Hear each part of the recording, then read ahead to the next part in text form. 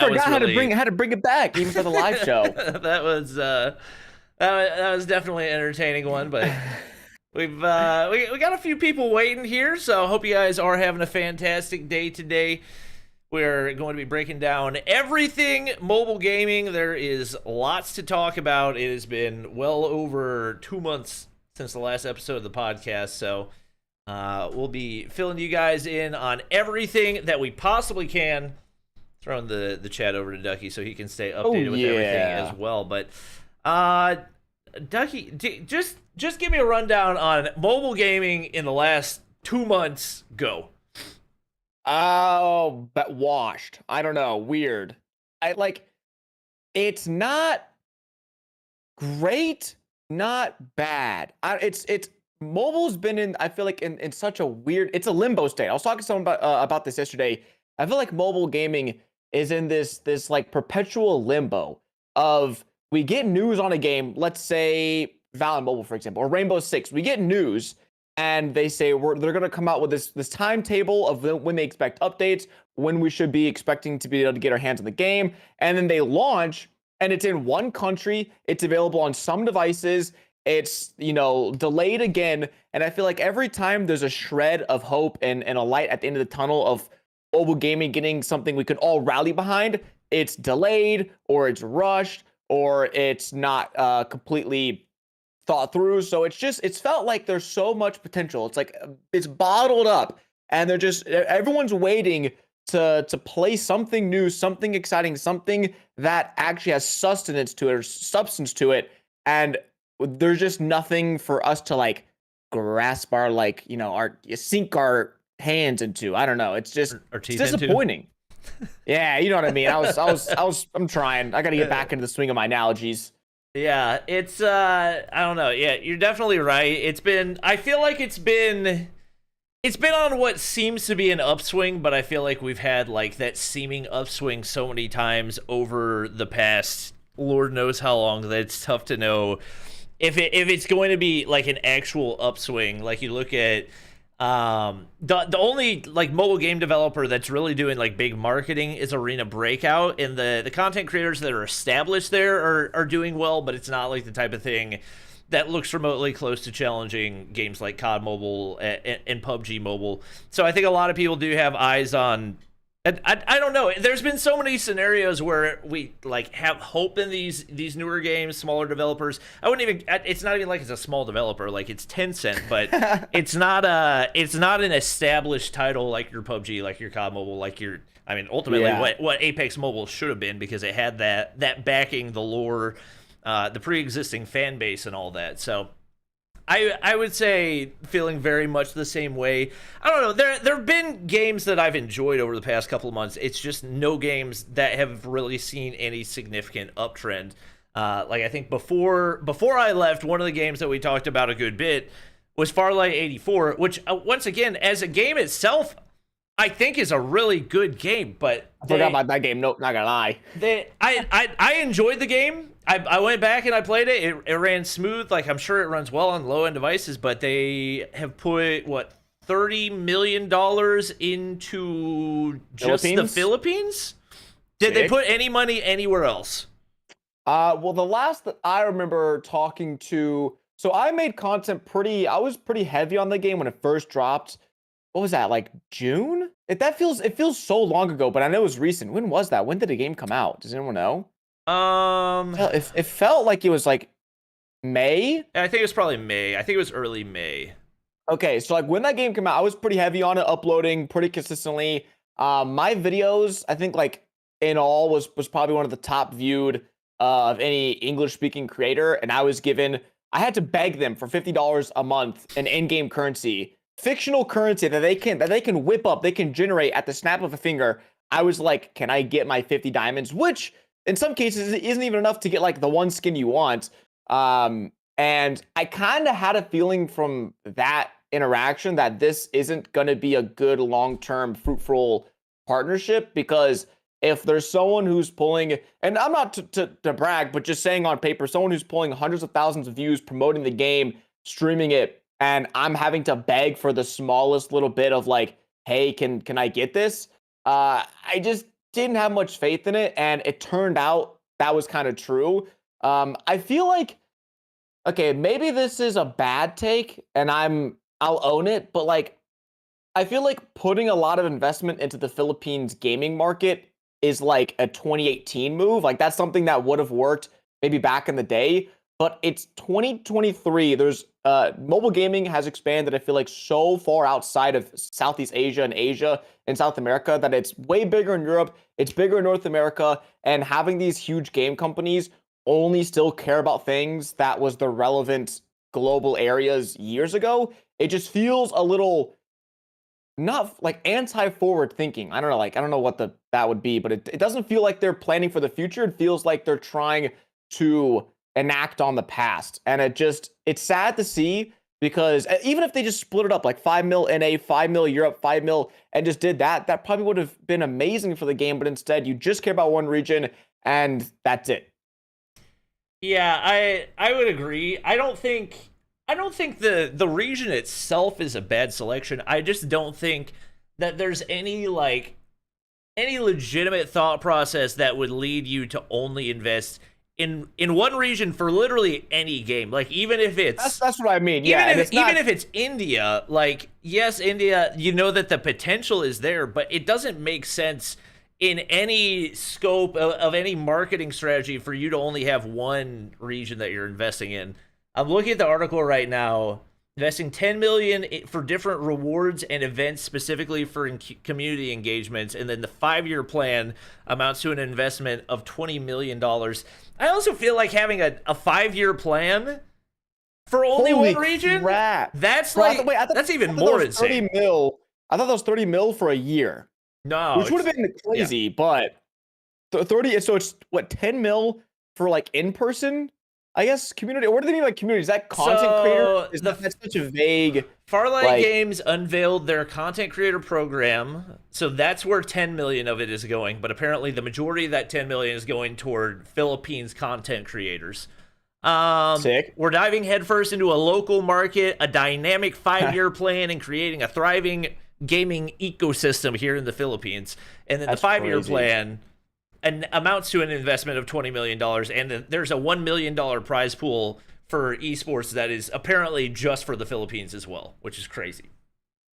1 million over 5 years for one region, or I don't know. It just players will compete for a chance at a prize pool of $1 million. So I'm assuming that $1 million is for a 1-year thing, but.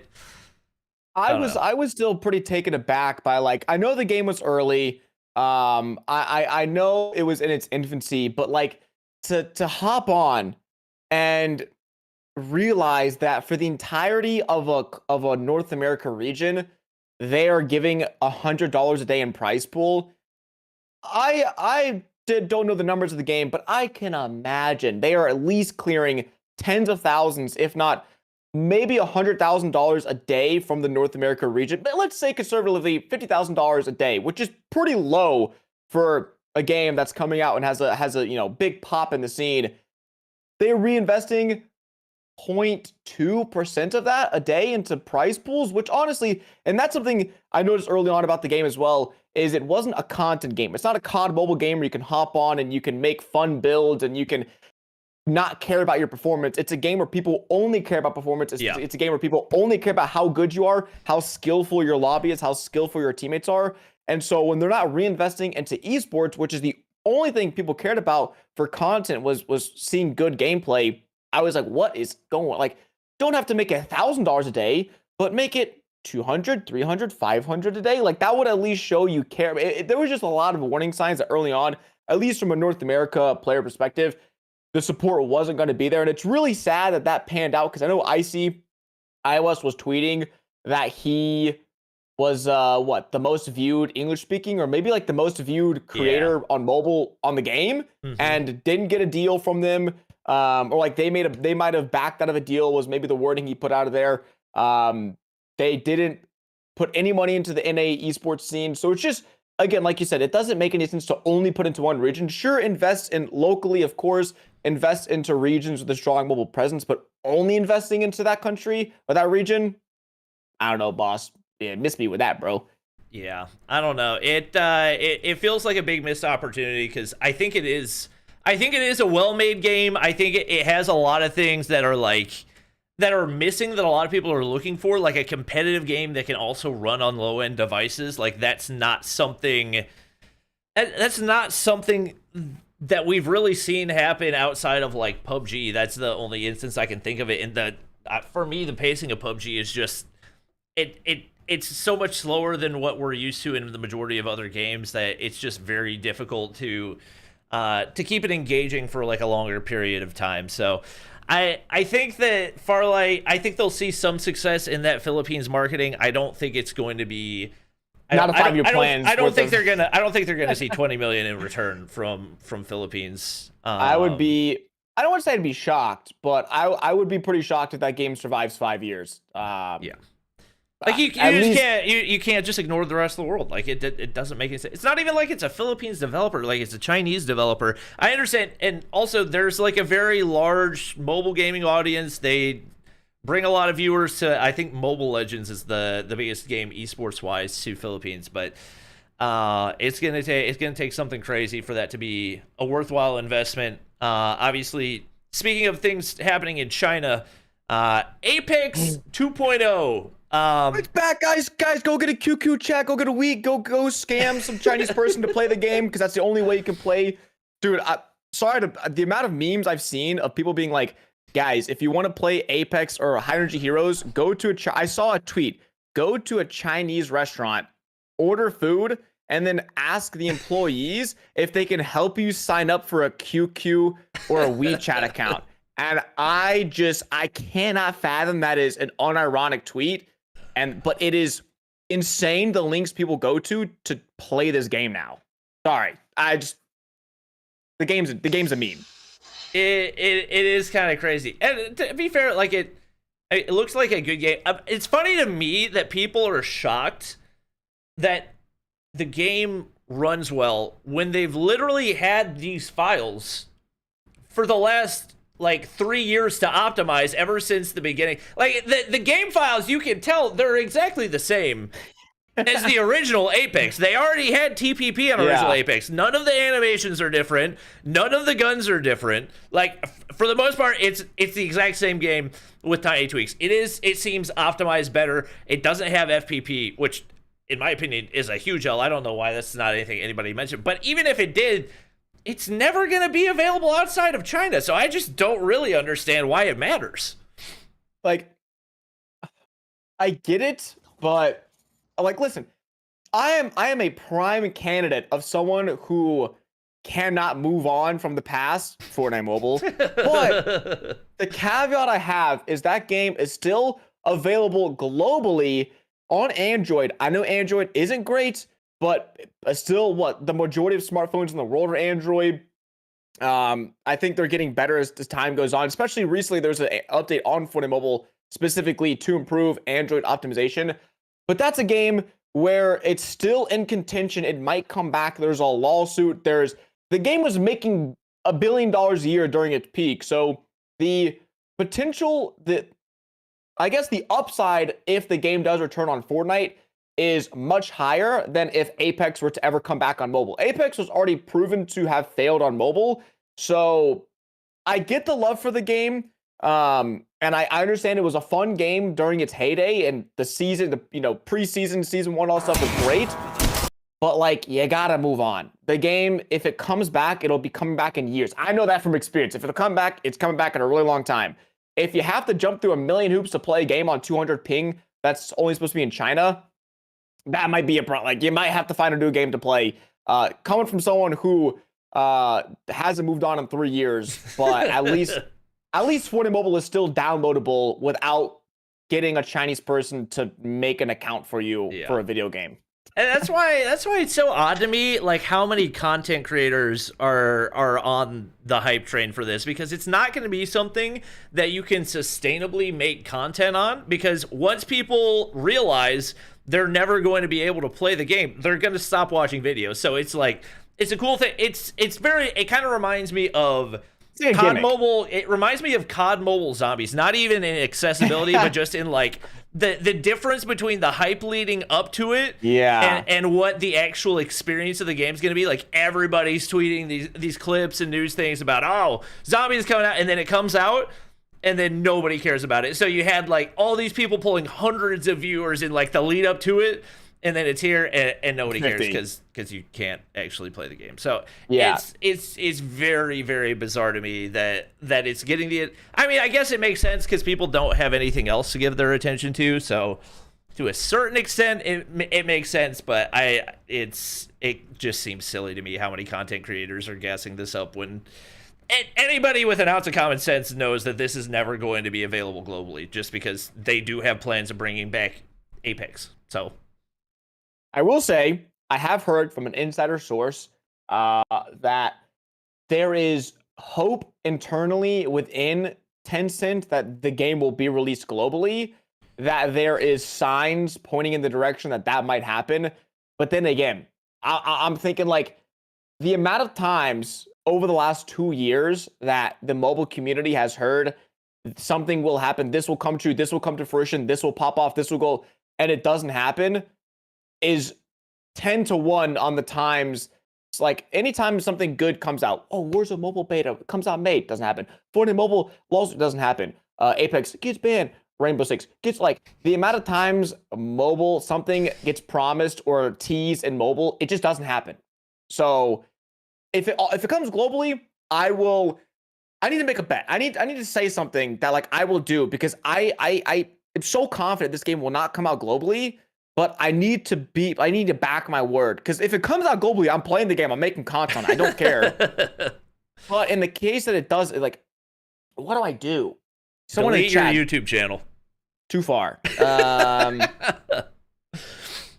don't know, dude. I'll give away $100, whatever. I don't know. It doesn't, like, it's just so meaningless. $100, that's it, dude. Come on. I'll donate $250 to charity. All right. How about that? To a charity of the most liked tweet on a. If it does happen in 3 years' time when it comes out, someone can come find this, clip it, post it. I'll do it, but it's not gonna happen. It's $500. That's true. It's not gonna happen. All right. Yeah. All right, moving on. Other games that are on the way, supposedly. Project Bloodstrike. So Project Bloodstrike is on the way. They're now in their soft launch, as is Rainbow Six Mobile. One thing that I think we need to talk about, that we've talked about over the past couple weeks, we gotta figure something out. Like, regardless of whether or not you think mobile games should have alphas, closed betas, open betas, soft launches, we need like a universal terminology, because every game seems to have a different term for the state that their game is in. For me, it doesn't make any sense, regardless of whether or not your game is going to reset. It does not make any sense to call your game a soft launch when it's only available in 1 or 2 countries. Like, it just, and there's only servers up for 1 country. Yeah, like it. Oh my gosh, just get in the same boat. That's a conservatively, I would call that even a closed beta, because it's closed off to the rest of the world. They can't access it. So at best, I would call it an open beta. I definitely wouldn't call it a soft launch, because a soft launch just means like a tentative launch for your game before the official launch. So I don't think you should be able to call something soft launch unless it's available in like 30, 40 plus countries. But we need different terminology for this, because it's way too confusing, because every game seems to have a different one. The only one that I actually like is Warzone Mobile, which, even though I don't like how long it's been, at least they call it a regional launch, because that's actually what it's like, an actual accurate name for what's happening. So whether or not you like the time that it's taking, at least Warzone Mobile has an accurate name for what the launch of their game, like the current status of it is, you know? Dude, I don't know. Like, it also did so meaningless to me when I see a game. Like, I used to get really excited when I used to see a game would enter a new phase of development or release stage. I'm like, oh my god, this game is going from closed to open beta. Oh, it's going from open, like, but they just, like you said, the developers all have their own different. So you said Project Bloodstrike is in soft launch? Yeah, it's Project Bloodstrike, and is Rainbow Six Mobile open beta technically? Rainbow Six, they did say they're not going to be resetting account stats, which basically is a soft launch. If you're not resetting statistics, I would consider that soft launch. Bantha said Rainbow Six literally called it open beta slash soft launch. They don't know what to call it. Wait, they called it both? That's sick. So even just like it makes open beta is so much different. Open beta, I assume you're just gonna reset stats. Beta means stats will be reset. Soft launch means these stats will carry into the main game. Just take it like that. But yeah, like I used to get so hyped, but now, like you said, Warzone Mobile's regional thing has taken so long that like it has set the precedent for games that they can spend 6, 9, 12 months in this beta phase, soft launch phase, that by the time the game comes out, people have been acquainted with the gameplay for so long that there just is no spice. Like, I think the best way to do it is the way Call of Duties have been doing it for years, where a game comes out in, let's say, middle of November, and maybe 2 months before the game comes out, or 6 weeks, they do like a 3-day beta test, where it's 3 days, unfiltered access. Anyone, as long as you pre-register for the game, you could play for all 72, 96 hours, whatever it is, and then the game's offline for 2 months. You get people a taste of the game, but they can't really, explore it to their fullest. But then you take all the bugs, the glitches, the data, optimize it, and then publish it. Of course, you could do like closed beta tests to like a few thousand, 10,000 people to like get a little bit of like a bigger sample size. But releasing it to the masses a year before the game comes out, it just dilutes any sort of hype. And then it's like, as a creator, what do? I want to make content on the game, but I don't want to make content too early where no one's going to watch it. But I also don't want to start too late in the process where everyone else has already established themselves as Warzone mobile creators or Rainbow Six creators. Like, there's a guy who's been grinding Rainbow Six content for like a year. Like, I'm so far behind the game skill and content wise that like it puts people at this weird disadvantage to other people who have the incentive to just grind one game for a year. So it's in a weird state. Someone's got to do something about it or set a precedent, and it's just the current stage for creators and players I don't think benefits games long term. I think the biggest thing is it doesn't make sense. Like, if you wanna do open betas in specific countries, call it open beta. Yeah. If you're gonna say soft launch is where basically nothing's gonna reset anymore, then there should never be any game that's soft launching only in 2 countries, because that's just unfair to everybody else. Like, especially when it comes to, like you said, like getting a head start. You look at, like, there's already leaderboards for Rainbow Six Mobile. There's leaderboards for Project Bloodstrike. So anybody that's arriving at global launch, like, usually it's like, oh, I'm coming in for global launch. I'm ready to grind for the leaderboards. And it doesn't even matter because there's already people that are 3 months of work ahead of you because you didn't have access to the game for all that time. So I just don't really understand the purpose of making it making it a soft launch at that point in time anyway. Like, I understand you want people to, whatever, I guess, start buying the battle pass or whatever it is, but it's just so weird to me how many games have done it.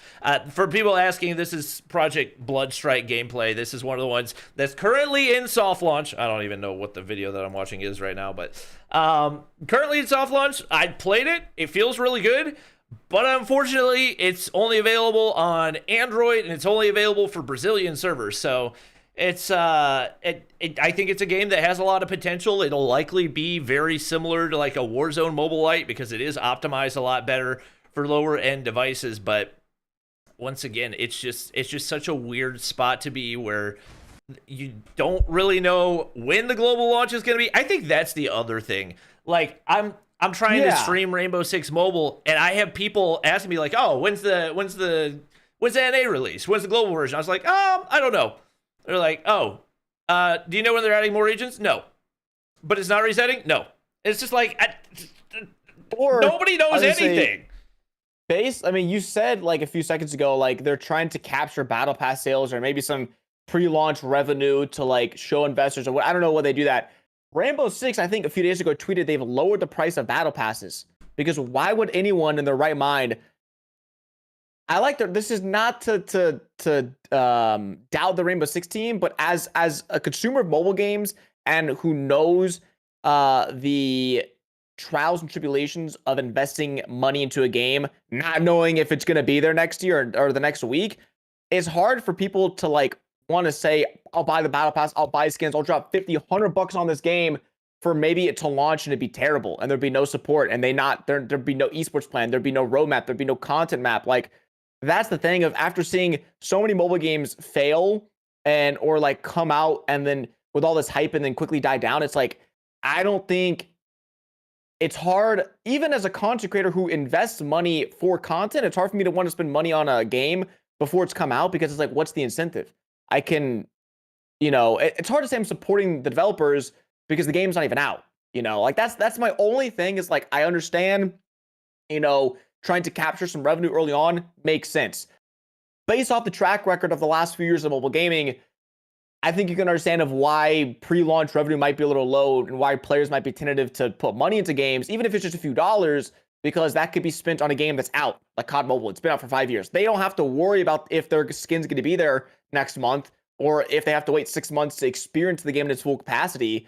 So it's such a weird state of also that as well, like games launching battle passes and skins. And then what if you miss out on skins, like you were saying? Like there's so many weird advantages and disadvantages to these regional, soft, closed, medium, hard, open launches that like it's just so like it's tiring. It's tiring to keep up with, and it makes even the most devout mobile gamers like myself, I imagine, like exhausted of trying to stay in the know of everything because they change so rapidly, but they also mean nothing. Yeah. One thing I will say is, of all the games that are in soft launch right now, Rainbow Six Mobile is probably the one that I've enjoyed the most. They definitely have some work to do on the servers, but beyond that, there's not like a ton of bugs and glitches. And the ones that are there, I think, should be fairly fixable. So I would love to see them launch sooner than later. They announced that they were aware of the server issues that were existing a while ago. I haven't really seen a whole lot of progress on it. Obviously, I'm not in the region, but I'm like close proximity because I'm in North America and it's launched in Canada and Mexico. So it shouldn't be like a massive gap, and I still get pretty consistent rubber banding. Obviously, there's going to be peakers advantage. There's going to be peakers advantage in any mobile shooter, but especially when you are a sizable way away from the servers. But beyond the server issues, I think they should try to move toward launch as quickly as possible because, number one, there's just a ton of like mainstream conversation around the game right now. Like I know Tim the Tatman has basically completely switched from Warzone over to Rainbow Six Mobile. Really? And yeah, that's like all he does. You didn't say Rainbow Six Mobile, did you? Or Rainbow Six Siege. Sorry, yeah. I was like, yeah. Hey, yo, boy, Timmy gotta get some games going. Yeah, but there's like a lot of big time content creators that are, I think just because of like frustrations with Warzone, I think it is mostly Warzone streamers that are doing it. But I think that combined with the impact of Jinxie and the fact that he's like the most subscribed Twitch streamer right now. I think he's got like 130,000 Twitch subs, which is an insane number to be somebody that's tied to just one game as well, and for it to not even be like a top five. It's not like a top 5 mainstream game. Like it's not like a Call of Duty. It's not a Fortnite. It's not like CS:GO or Valorant. So right now it's got a lot more momentum than it has had over the past couple of years, and I think like from what I've seen, especially in like TikTok streams, it seems like the popularity is there and there's demand there for Rainbow Six Mobile. So I would love to see them launch soon. I think if they wait a long time, they try to launch like alongside Warzone Mobile. Like I know it's the popular thing in the mobile community to like hate on Warzone Mobile. Warzone Mobile's gonna flop, but if you like it or not, Warzone Mobile has a bigger budget for launch than any other game. It like he's calling you out, the liquor bar. I'm not saying it's too big to fail, but it's definitely too big to not have a big launch. Where it goes from that, I don't know. Yeah. I think it's gonna have more sustainability than people expect, but I don't know. I think trying to compete alongside just with the amount that they've invested there as well, because Activision acquired like 5 studios to develop that game, and they've done how many events that they've just invested too much at this point to let it flop. So it's going to have popularity for a certain amount of time. It's just a question of will that be a year, or is it going to be a long-term type of game too? Yeah, I mean, do you want to talk about Warzone Mobile? Yeah. If we're just, I mean, that's the thing as well is Speaking of games that have been in beta for a million years, Warzone Mobile, I think, is the just the problem child of it all. Of having, I mean, I last year we played it in November, right before it released. In November, this was 10 months ago. 10 months ago, we played the game right before it regionally launched. A few months later, it's been available in the same 4 countries for 8 months. That is insanity. But it's so funny though, because it's not even like that barrier exists, because there's a million tutorials on how to install it on iOS, on how to install it on Android, what VPNs work, how to get past the ping. It's like they've Warzone Mobile's gonna drop when my hair's turning gray. Like, I completely get it. They've also made a ton of progress in the last few months, I think, especially with graphics and optimization, which maybe they were working on the whole time. But speaking of games that might miss their prime, like Warzone, regardless, is going to have a huge launch. But it would be even bigger if you tie it in with a brand new Call of Duty that's launching in November, because then their whole spiel has been cross progression. Cross progression. We want you to have your PC kind of mobile and PC, and it's not crossplay, but cross progression XP. And if they don't launch at the same time as the new game that's coming out, then I don't see this whole fixation on cross progression even mattering, if there's not going to be this huge importance on, Warzone Mobile and Modern Warfare 3 being interlinked, like they seem to be really obsessed with. I think it's going to work out. I think it's better than doing a standalone game, but I don't know. The longer they wait, also it's a caveat, because the longer they wait, the higher expectations everyone has. So it's a double-edged sword. They're going to have to come out with a better and better and better game the longer and longer we wait. But we all know mobile players' expectations are never actually correct. Like, they want 2014 toasters to run the game on 1080p 60 FPS with pristine clarity, and that's just not going to happen. So I really am curious as to where that crossing is of expectations and actual like quality. But I don't know. I don't know. Especially someone who's like, you're way more in tune with like the Warzone mobile side of things, just probably from hearing from the COD mobile side. But like, as an observer, as someone who's making content, like, I hope the best for the launch. I'm gonna be playing it, but it's like every day is another. It's like another like thumbtack being added. And I got a full arm of like thumbtacks. Like, the pain is adding up, man. Can't take it anymore. Yeah, I think it's. I do think it's like.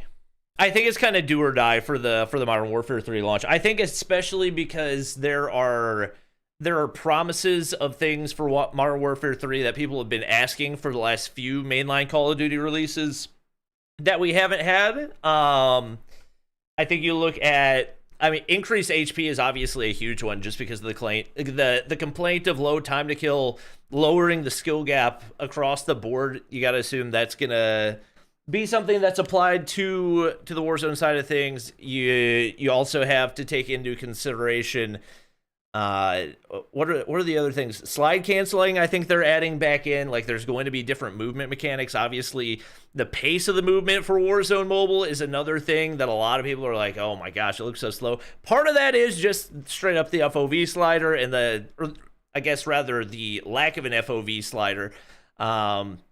But I think the addition of some of those things can definitely improve the experience. But yeah, I think we're at the point. We're at the point in the game's overall release, and just like the life cycle of the game, when like you said, it's been a year since we saw the initial gameplay, and people have been. Honestly, people have been more patient than I expected them to be, because the mobile community is notoriously very impatient, and I feel like they've had pretty good patience for this game, especially for it to not have really progressed at the pace that we thought it would. So I think it's going to be contingent on it being, like, number one, launched alongside Modern Warfare 3. Number two, you just got to kind of like accept whatever flaws are there for the game, and allow the developers to fix them if you want to play the game, and if you don't want to play the game, like, that's up to you. But yeah, I think if you want to have the trust of the community, it's definitely got to be now or never. So I do hope to see. Obviously, we have COD next on October 5th. It's like 2 weeks, bro. It's like, yeah.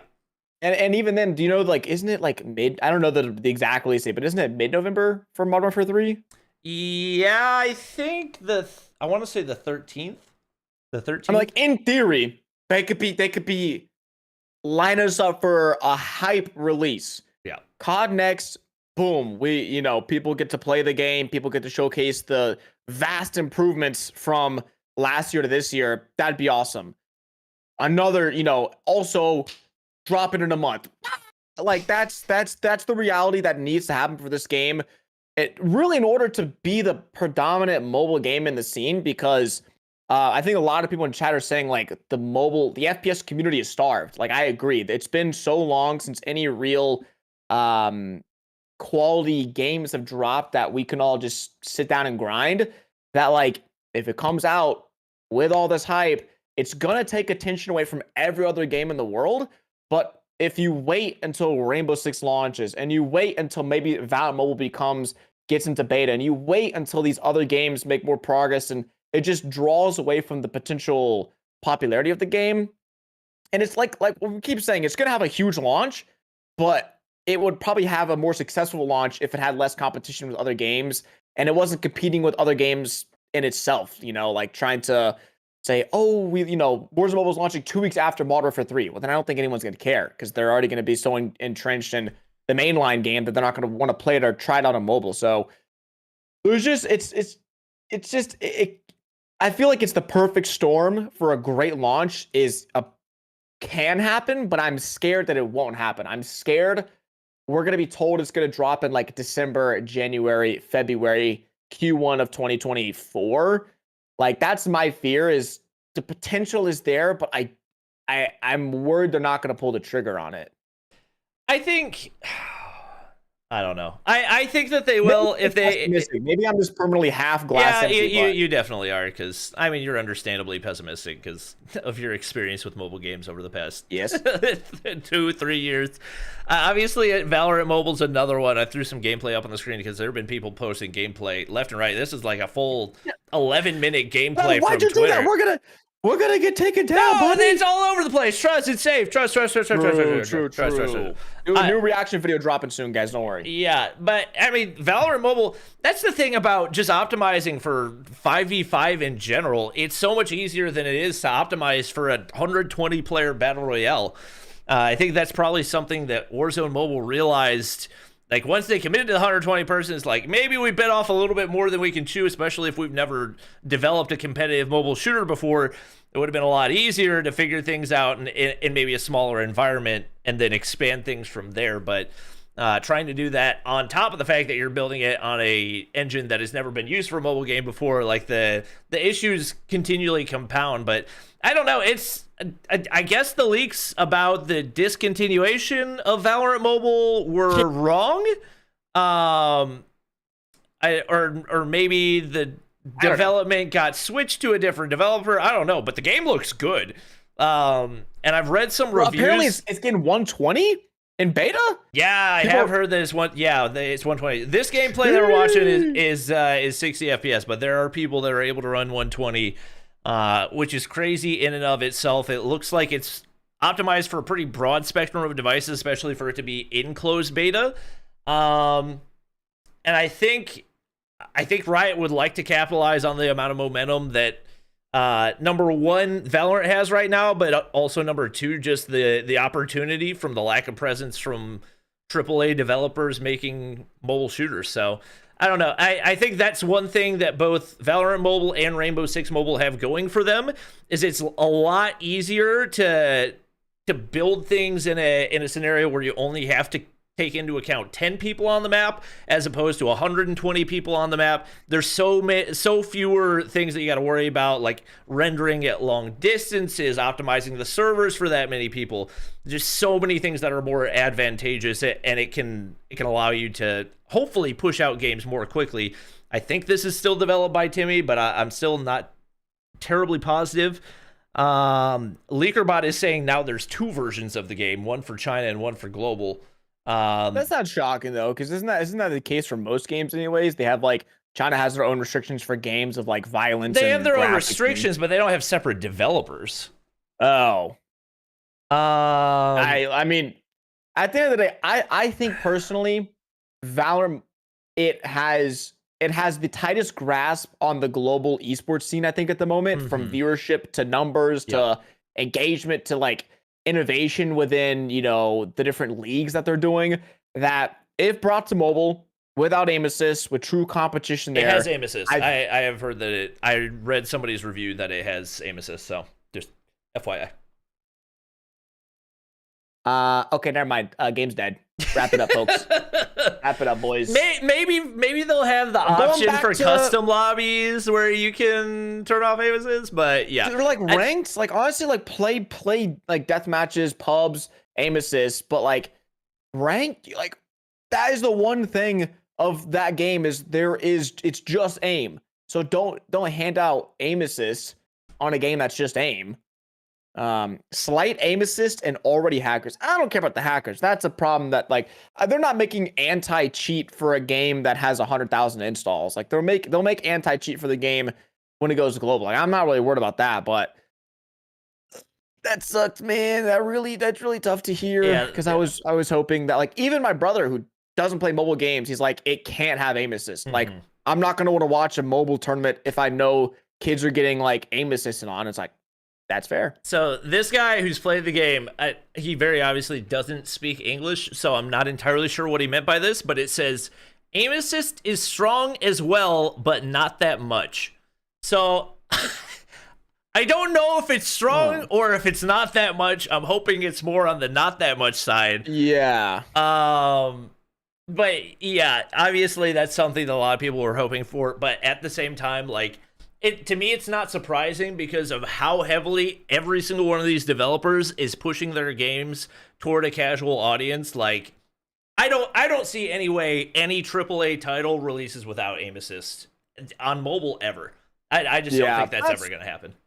Yeah, I definitely get that. I mean, they see the like it's like what is it like catering to when Fortnite they used to have that huge debate of competitive players versus casuals, and like a new update would drop and the casuals would love it but the competitors would hate it, and then a new update would drop and the competitors love it and the casuals would hate it. Like there's never going to be a true balance between them. They have to compromise and meet in the middle, and maybe a little bit of aim assist is fine, maybe, but like you said, maybe for tournaments or custom matches, or maybe turns it off. Maybe they say no aim assist in ranked. I know what I'm saying. Like that would be amazing because then you get your aim assist in the bot lobbies, and then for people who want to be good at the game, you don't get aim assist as intended, as true. But it's like, can we really trust a game to make that high level of a decision? No, I don't. I genuinely don't think it's going to launch with any sort of. I would be amazed and surprised and happy if a game had that big brain. I mean, it's a very basic decision that takes 2 seconds to make, but I think it's just like they're not gonna care. No, they're just like, just launch it. They're like, whatever, just push it, just make money. Like, I don't think they're gonna care about like the 2% of the gamers who are competitive and the 98% who are casuals and just want to buy the skin on mobile. Yeah. So, they do. I did see they already have. Oh, apparently there's already cheaters in. I was saying hackers. Okay. That's I mean, hey, they like me for real. But they do have all the skins in there, and the skins look phenomenal. So, dude, I know. Maybe that's how they got the skins is by, or maybe they're fully loaded in, whatever. Maybe they just come with for free. Okay. Well, either way, I mean, obviously it's very early in release, so you don't anticipate that a game in. I would assume most closed beta games aren't going to have an anti-cheat because. You wouldn't typically assume that a closed beta is going to have hackers trying to make their way in. Like, what do you have to gain from that? All it's going to do is get you banned from the closed beta. But, yeah, I don't think that's something I would stress too much about because pretty much every successful mobile game has found a way to deal with hackers, and it hasn't been like a oh my god, is AMC one? Is that him? Oh, he used to hack in COD Mobile. I made some banger videos on that dude. Dude, I didn't even realize. I wasn't even looking at the screen. He was hacking on Apex. He was that was like the #1 Apex dude. His videos went viral. Oh my god. I got some bangers off him too. I'm about to make a new Valorant banger. Let's go. Yo, that YouTube short is gonna go crazy. Okay. All right. Love that. Okay. Yeah. Yeah, it's awesome. Hey, listen, I gotta give it to you. He's consistent. My boy is consistent. He is. I respect the amount. He's the The GOAT. way that he's stuck with it. I don't know. I don't know what he gains from it, but you know, if you're Maybe if that's you're good resume. if Good you're if resume you're stuff. passionate about something, then go all out for it, I guess. Let's see. Is there anything else that we've missed? I feel like we've talked about the majority of the stuff that we wanted to. If chat has any Maybe questions, caught you guys are open to ask questions as well. I'll say maybe caught it. I don't know. Like I know Cotham's ramping up. Did you? I mean, this is the third, fourth year that like COD mobile players are having to play on sponsored devices for competition, and I just want to know like I don't know if PUBG does it, but Samsung seems to have been going hard in the paint over the last 3 months or so with like campaigns pushing their new mobile devices. But everyone knows that like iOS still reigns supreme for mobile gaming and content creation. So I just like I feel like that what people are talking about. But like I've seen their ads all over the place. Like they just sponsored a Twitch Rivals that like was Genshin Impact Twitch Rivals for Samsung. Which like I love when companies invest into mobile gaming. But at the same time, Samsung has been making strides, but at least from a content creator perspective, it's not there yet. And from what I've heard from most competitors, they don't prefer playing on Samsung devices. So I just wonder how long that's going to continue to happen, and if like Samsung's going to be the only one that like truly cares to try to do. Apple's never going to. They don't need to sponsor. That's the thing. No, but Apple. No, that chat makes a good point. Apple's finally getting into mobile gaming. Like maybe we will see Apple start to sponsor stuff. That's something we need to talk about because we've got what are the games? We got the new Assassin's Creed. Assassin's Creed. We've got Resident Evil. Resident Evil, and then The Village or something. Is that the name of the game? I don't know. I know Assassin's Creed was the big one though, and yeah, Resident Evil on iOS devices. Yeah, that's gonna be. I want to go pick up the iPhone 15 Pro, but I don't. I think it might be like on back order for a little bit because it's so popular. But I want to get the Pro Max and see how it runs games because like $1,200 is a lot for a mobile device. But when you compare that to a $2,000 Samsung folding phone and other high-end mobile devices, like it's not that egregious. Like it's expensive, but as someone who does work on a phone for a living, that's a worthwhile investment. If it unlocks 100%. opportunities for me to play new games or experience games in new ways, or get higher quality, more FPS, like worthwhile investments. And if this is also allowing people to play more traditional games on their phones, I think that's huge. I think this is like we might be like hitting a transition point where people don't buy Switches, they don't buy these portable consoles, and they just invest in a new phone that can play the same games they want to play, especially with cross progression Warzone, Valorant Mobile. I don't know if it's cross progression or not, but like all these PC and console games coming to mobile, it's kind of it's like a cool but weird time that like I don't think we've ever been in before. Yeah, mobile gaming.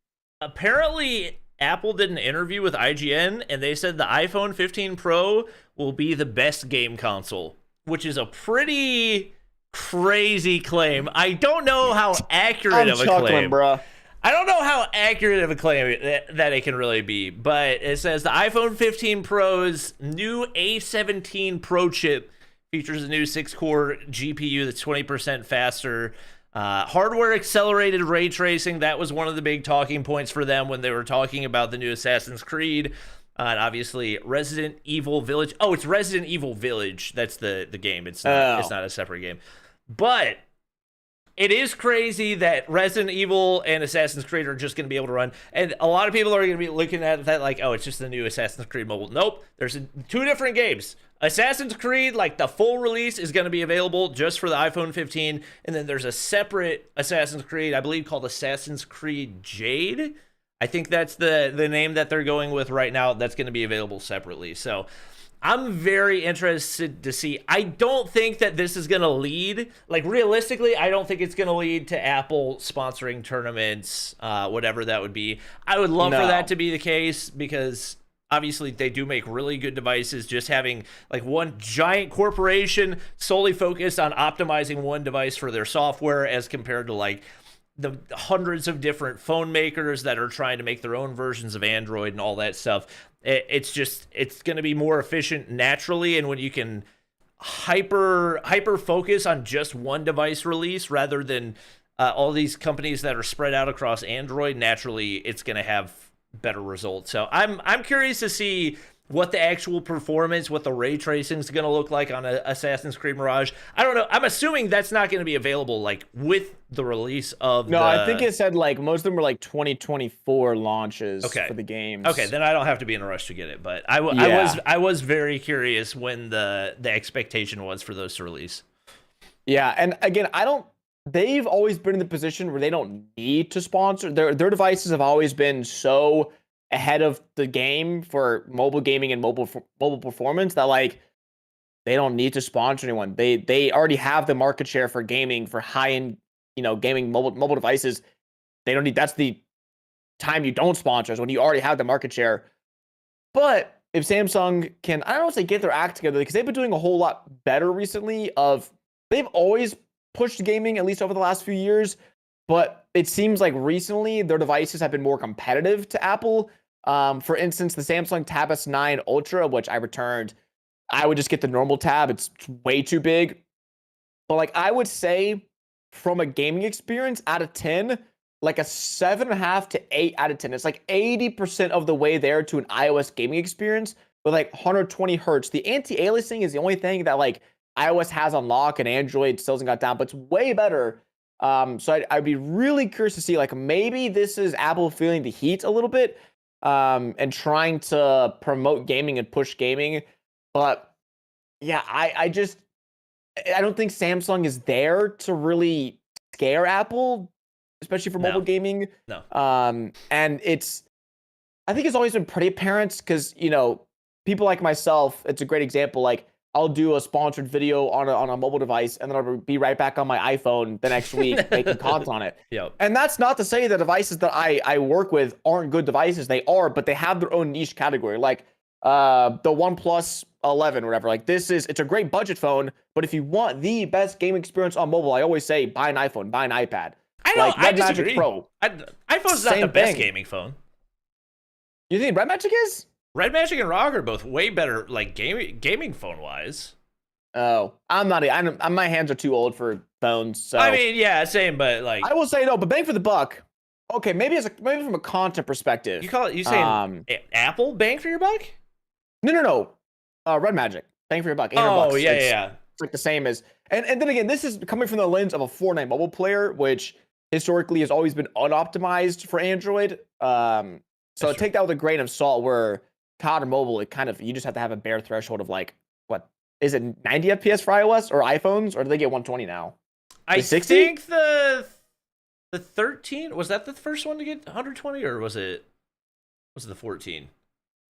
I can't remember which one was the first one to get 120. I know it took them a little while, and that's the way it usually goes for COD Mobile. Is they like initially introduce the phone. It takes the game developer a while to figure out whatever the ins and outs are, and eventually they get it optimized for 120 FPS. But yeah, I would say for the most part, Red Magic's the way to go, especially now that you can get, because it used to be Red Magic was locked at 90 FPS, and it recently got unlocked so you can actually run 120. I don't think you can run 165 on the ROG, and because of that, it like far and away best value is the Red Magic right now. And hopefully we get the Red Magic tablet. I just found out today that the Red Magic tablet is on AliExpress, and if I can get AliExpress to sponsor me, I'm 100% going to try to get that thing so I can test it out, because I have been waiting on the freaking Red Magic tablet forever, because we don't have any legitimate contenders for Android tablets. Hey, did you not just hear what I said about the Samsung Tab S9? I don't care what you said about the Samsung Tab S9. I don't believe it. I'm not sponsored. Okay, I don't believe it. Like, all right, I will say, I have a source in China who somehow they always get their hand. I cannot say their name because it is probably against TOS. But they somehow get their hands on like every new Android tablet that ever comes out. And apparently the Red Magic Tab is a rebrand of like the Lenovo Y700 like gaming tablet. It's basically, they took the same exact everything and then just put it in a Red Magic like skin and label, and the input delay is pretty bad from what I've heard. Like it's like the Tab S9 has better input delay than the Red Magic Tab because they didn't make like a gaming specific tablet. They just took an existing tablet, tried to optimize it a bit, but like didn't ground up develop it for gaming. It's my understanding. I'm in the same boat, but I am also not in the same boat of willing to drop $700-800 on a tablet that there's a good chance is worse than the one I can go pick up from Best Buy down the road. So I would love nothing more than a goated Android tablet to come out. How much? Oh wait, but you can't connect an Elgato to the Samsung one, right? No. But also, the Red Magic 8 sometimes has some Elgato connectivity issues. It's not perfect for me. It's the best Android device for connectivity. But I'm also that's also the thing. It's like what adapter? I'm scared. Huh? What adapter? King Pro, MGC. Oh, that's weird. I've never had connectivity issues with the. I mean, I guess sometimes when I like pick up and put down the phone when I'm using my Red Magic, it does disconnect a little bit. Definitely more. Well, it's also difficult to evaluate because I always have my iPad on the table whenever I'm playing, so it's tough to compare apples and oranges in that scenario. But I don't know. I just want a good Android tablet. I'm tired of having to. Even though I hate having to play all these betas and soft launches, I'm going to play them regardless, and I would like to be able to do it on a tablet just because my eyes are old and my hands are too big to play on a phone. So I will wait for that day one day impatiently. Yeah. Any last questions from the chat? I think most of it, and that's the sad thing as well, is like most of the reason we took such a long break from this podcast is like I remember before I moved out of Charlotte in 2021. Is it really that long ago? Or was it 2022? 2020. I think it was 2021. Yeah. One of those years. Was because we thought 2022 was going to be the year for mobile gaming. Yeah, we were like, things are heating up, things are going to be spicy, let's make a podcast. Apex Mobile! No, it must have been 2022. Dude, how long? No, it was 2021. It came out in 2021. Apex Mobile? No, it did not. Yes, it did. Wait. No, it Blood didn't. is tripping. Never mind. No, it came out in 2022. Never mind. I moved in 2022. So we thought 2022, 2023 was going to be the golden year for gaming, mobile gaming. And we are now thinking 2024 might be the mobile gaming, oh my God, the golden year for mobile gaming. And I think that's just the synopsis. Like that's the summary. If you could encapsulate the whole vibe of the mobile community, is we're all just waiting, hoping, praying, and it's hard to like engage with people when all you're doing is speculating. Like all we've been doing is speculating if there's a miss, speculating when the game's gonna come out, speculating about there's no, I don't know. It's just it feels so weird. Like, it feels so strange to only talk about rumors and leaks. I feel like I'm a drama channel. There's no drama. It's all just fabricated like malarkey.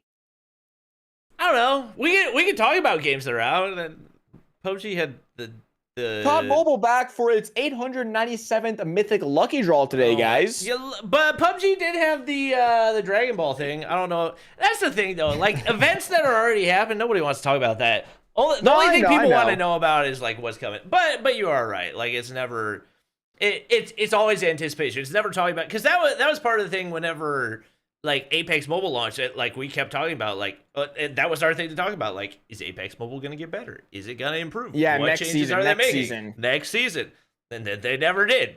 So we don't have anything that we can really talk about to that degree, just because like it's always soon.